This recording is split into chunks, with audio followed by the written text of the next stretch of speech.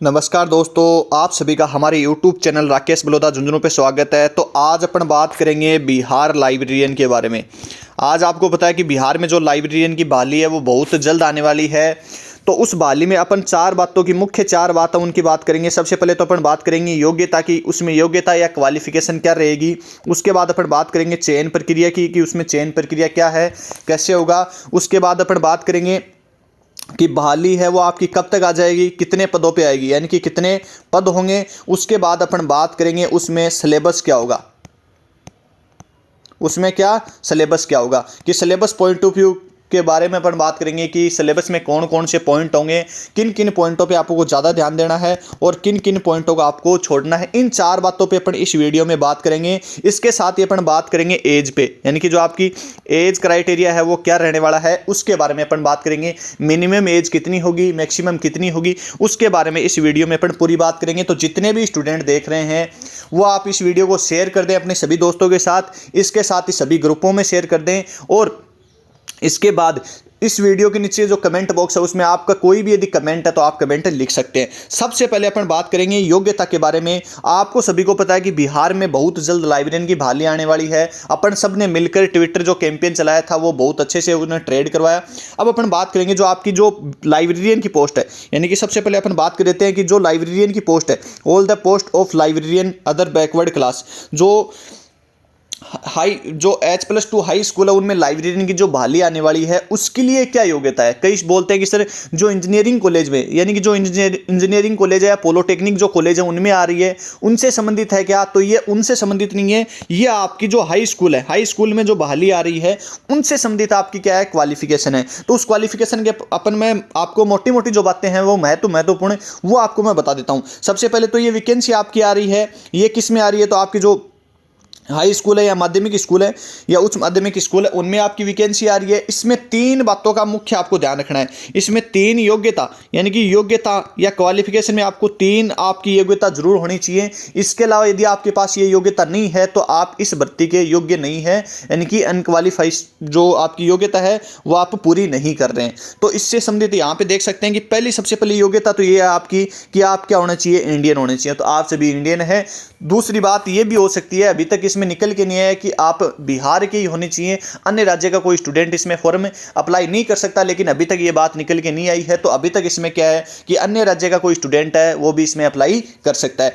दूसरी बात ये कि आपकी बैचलर डिग्री है वो किसी भी ऐसे इंस्टीट्यूट या ऑर्गेनाइजेशन है उससे संबंधित होनी चाहिए जो मान्यता प्राप्त है, यानी कि रिकॉग्नाइज्ड यूनिवर्सिटी, यानी कि कोई भी मान्यता प्राप्त। मैं सीधी आपको बात बता देता हूँ, कोई भी मान्यता प्राप्त से होनी चाहिए। आपका ये नहीं है कि आपने कहीं से भी कैसे भी, यानी कि अनलीगल तरीके से करके आपने BLIS की डिग्री हासिल कर ली है जिसमें आपकी परसेंटेज है, तो ये आपको ध्यान रखना है। तीसरी सबसे महत्वपूर्ण बात यह है कि जो आपके पास BLIS की डिग्री है उसमें 45% मार्क्स होने चाहिए। आपके मिनिमम कितने होने चाहिए? 45% मार्क्स होने चाहिए। लेकिन ये बात ध्यान रखना कि जो छूट किन किन को दी गई, तो SC ST है या बैकवर्ड क्लास है, बैकवर्ड क्लास दिव्यांग वुमेन्स हैं या इकोनॉमिकली जो वीकर जो सिचुएशन कंडीशन में आते हैं उनके लिए 5% की आपकी छूट दी गई है। तो 5% की छूट देने के बाद इसमें आपका क्या हो जाता है कि लगभग आपके इसमें 40% आपके BLIS में नंबर होने चाहिए, किसमें? Bachelor degree of library. अब आप बोलोगे सर हमारे पास तो एमलिस है, तो एमलिस है तो आपके पास क्या है कि एमलिस है तो भी कोई दिक्कत नहीं है क्योंकि BLIS के बाद ही होती है। कई स्टूडेंट बोलते हैं कि सर DLIS चल जाएगा क्या, यानी कि DLIS क्या होता है, डिप्लोमा इन लाइब्रेरी साइंस। तो DLIS आपका इसमें नहीं चलेगा। आपकी है कि बिल्कुल कोई भी इधर जो डिग्री है वो किसी भी जो यूनिवर्सिटी दे रखी है उनसे बिल्कुल वैलिड कोई भी यूनिवर्सिटी है तो उससे आप कर सकते हैं, कोई दिक्कत नहीं है आपकी। और ग्रेजुएशन भी आपको पता है कि ग्रेजुएशन के साथ होनी चाहिए, आपकी ग्रेजुएशन के साथ BLIS की डिग्री होनी चाहिए, इसमें यही बात लिखी है। इसके अलावा आप इसको देख सकते हैं। दूसरी बात यह आपकी कि ये मैंने आपको ऊपर बता दिया है, क्योंकि ये बात ध्यान रख लेना। तीसरी बात है कि आपने Bihar government and central government दो,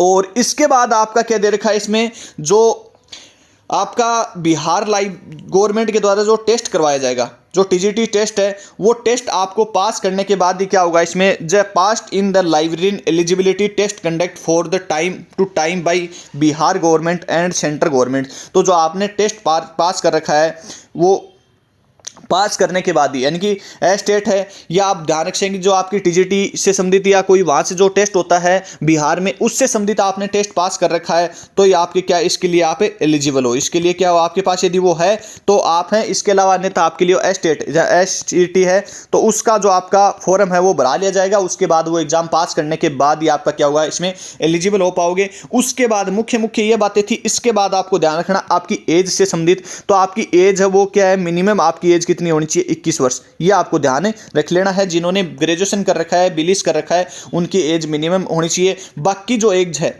यानी कि मिनिमम एज है, मैक्सिमम जो एज गवर्नमेंट का जो नियम है यानी कि गवर्नमेंट के जो नियम है उन नियम के अनुसार आपकी जो मैक्सिमम एज होगी। तो ये आपको ध्यान रख लेना है कि जो मिनिमम और मैक्सिमम एज के बारे में आपको maximum limit shall be the same age, जो गवर्नमेंट के अनुसार जो मिनिमम तो 21 वर्ष है लेकिन मैक्सिमम के बारे में आप ध्यान रख सकते हैं कि जो आपकी गवर्नमेंट है जैसे राजस्थान में 40 वर्ष देती है। 40 वर्ष के बाद जिन जिन कैटेगरियों में जैसे जनरल की 40 वर्ष हो जाती है जनरल की, तो इसके बाद आप ध्यान रख सकते हैं कि जो अन्य कैटेगरी हैं उनमें जैसे दिव्यांग है और है तो इनको 5% छूट दी जाती है। विधवा वगैरह है इनको भी 5% दी जाती है। जैसे फौजी हैं उनको 10 वर्ष की छूट दी जाती है। तो इस प्रकार से आप इसमें देख सकते हो कि ये मुख्य आपकी योग्यता से संबंधित बातें थी, ये आपकी योग्यता से संबंधित बातें थी। अब ये मान के चलो कि बाकी बात आपकी ऑटोमेटिक पूरी हो गई है। लगभग ये मान के चलो कि बहुत अच्छे पदों पे आपकी वैकेंसी है। कितने पद होंगे तो अभी तक पद देखो निश्चित नहीं है, लेकिन आपकी वैकेंसी है वो अभी आपको पता है कि बहुत सालों बाद आ रही है, तो आपके बहुत अच्छे पद आपको देखने को मिलेंगे।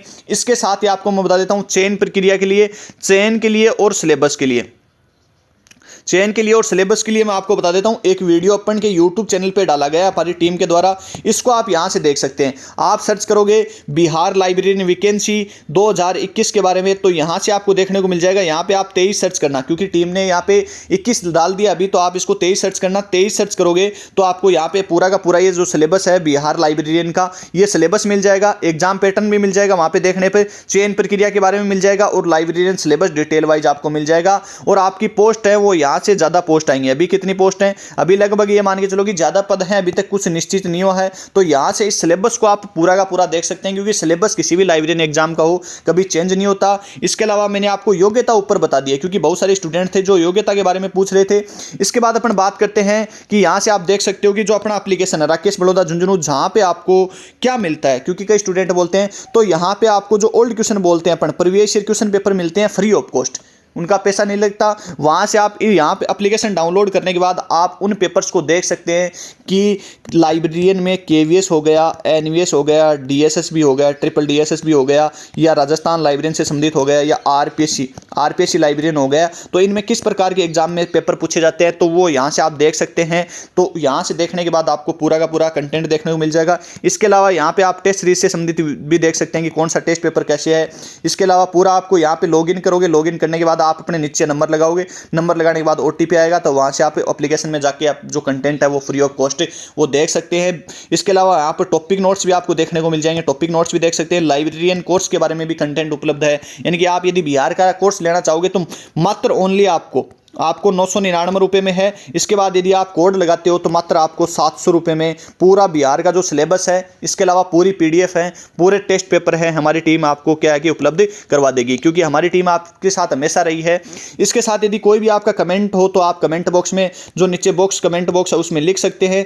वीडियो को लाइक ज़रूर करें, शेयर करें, और इससे संबंधित कोई और सूचना आएगी तो को हमारी टीम आप तक जरूर पहुंचा देगी। इसके अलावा जो हमारा टेलीग्राम चैनल है राकेश बड़ौदा झुंझुनू के नाम से, तो इसको आप सर्च करोगे तो आपको ये टेलीग्राम चैनल हमारे जो वहाँ पे मिल जाएगा टेलीग्राम पे। तो इसके बाद आप इसमें ज्वाइन हो सकते हैं। जो छोटी न्यूज़ आती हैं, कोई कटिंग वगैरह आती हैं, तो हमारी टीम इसमें अपलोड कर देती है। इसके अलावा कोई और अन्य सूचना होगी तो यूट्यूब कम्युनिटी बॉक्स पे भी अपलोड कर दी जाएगी। जय हिंद, जय भारत।